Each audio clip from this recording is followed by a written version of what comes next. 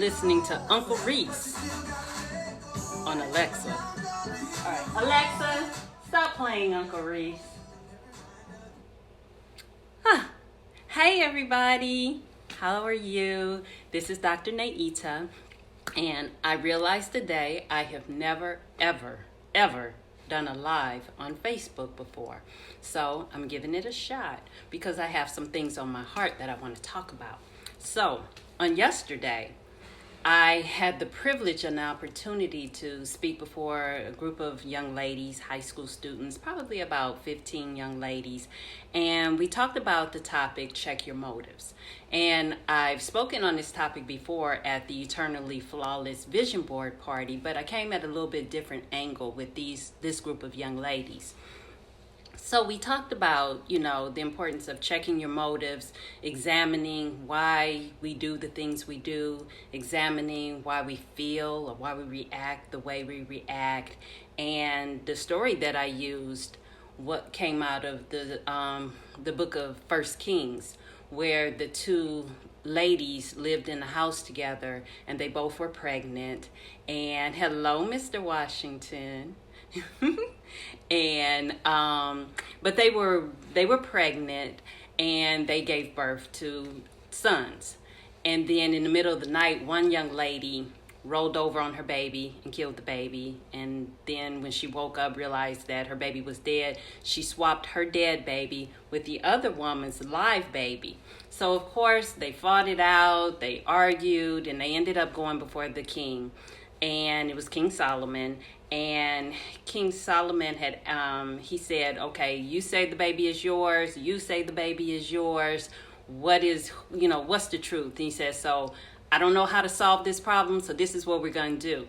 Bring me the baby. Bring me a sword. I'll just cut the baby in half.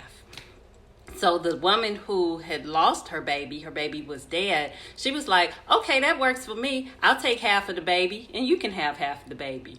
Well, of course, the biological mother of the baby was like, no, please, you can have my baby. Just let my baby live. So the moral of that story, what I was trying to share with the young ladies, is that people that are hurting will hurt other people. So hurting people hurt people.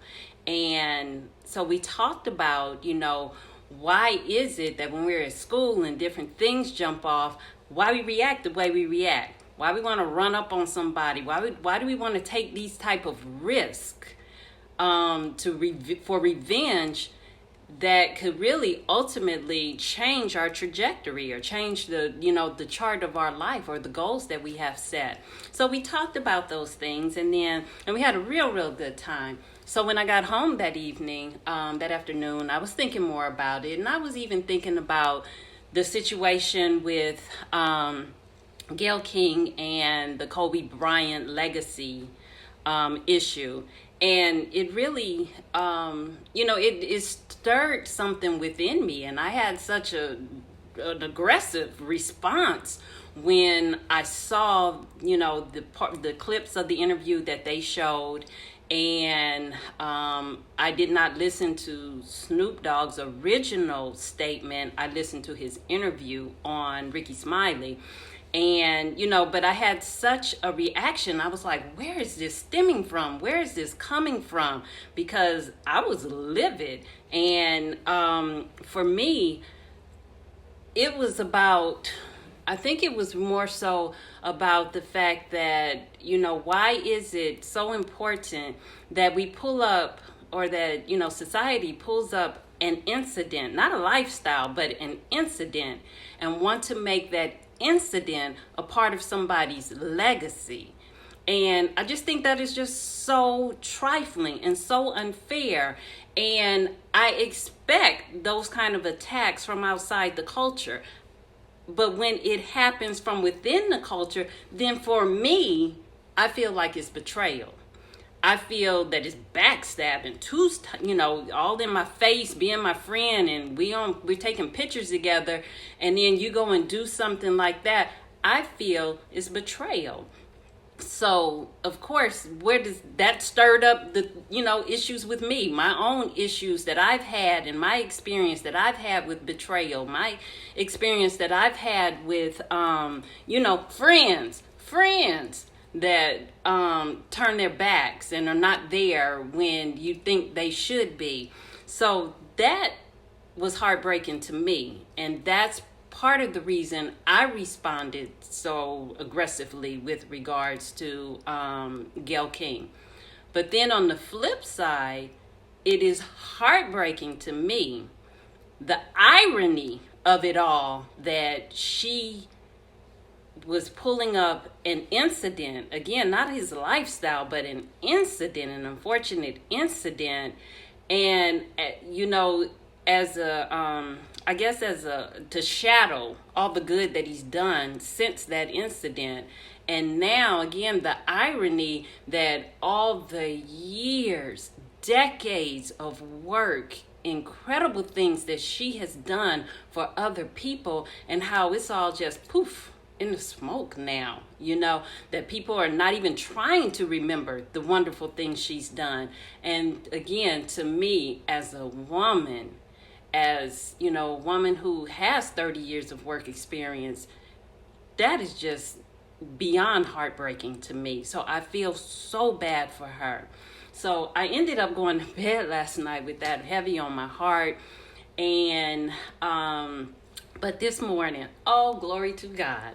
Oh my God, you guys need to see I guess it's in my live version, not in my live, but in my feed, clips from my Bishop Senior preached this morning, because Bishop Junior is, he's recovering from surgery, praise God. So please keep my Bishop Junior in your prayers. But Bishop Senior, 92 years old, man, that man brought the word of God this morning. Yes! Oh my God. It was so awesome. So Bishop Senior came from the story about the prodigal son. And we know about that. He left home and stuff. And then once he came back, the the message really focused on him coming back. That point when he came to his senses and decided to come back. And it's at that time that his father ran to him. And then my bishop, my 92-year-old bishop, he ran across the stage to demonstrate, how we as believers, we as the church, we should be running after those who have made mistakes, after those who are sinners, after those who are returning back to their senses. We should be running to them, not throwing up in their face things that they've done in the past. Why do we do that? That is ridiculous. So my bishop brought the word. And he talked about how we have to fascinate. We have to be demonstrators. We need to show the glory of God on our lives. Amen. That's what we need to be doing. The second thing he said is that we have to initiate, meaning we got to get out there and we got to talk to people. We have to connect with people. And then lastly, he said we have to communicate. And that's just sharing God's love and just talking to people and reminding them who they are and whose they are and where they come from, and that God has such a better plan for their lives. So with all of that, I have some changes coming up in my ministry, and I'm so excited about it. Yes. And yes, I'm changing some things. I'm saying goodbye to some parts of my ministry and hello to my first love of ministry. And if you know me from way back, I'm talking way back, like down on Crenshaw days, way back, then you know what my first love is. So I'm just believing God for open doors and new opportunities to connect with people and to, just show the love of God, to help restore people and to bring people back to wholeness. And that's my first live on Facebook, and I've never done Facebook Live before, so I'm really excited. Yes. All right, Alexa, play some more Uncle Reese. Uh-oh, I don't think she got it. Alexa, play Uncle Reese music. Shuffling songs by Uncle Reese on Amazon Music. What's she gonna play? Ooh, what's that? What's that? Reese, what song is that? I don't even know what song that is. I don't know, but it's coming. So, you all have a wonderful day, and I see the love. Thank you for the love. Is that Mr. Washington? Thank you for the love. I appreciate it.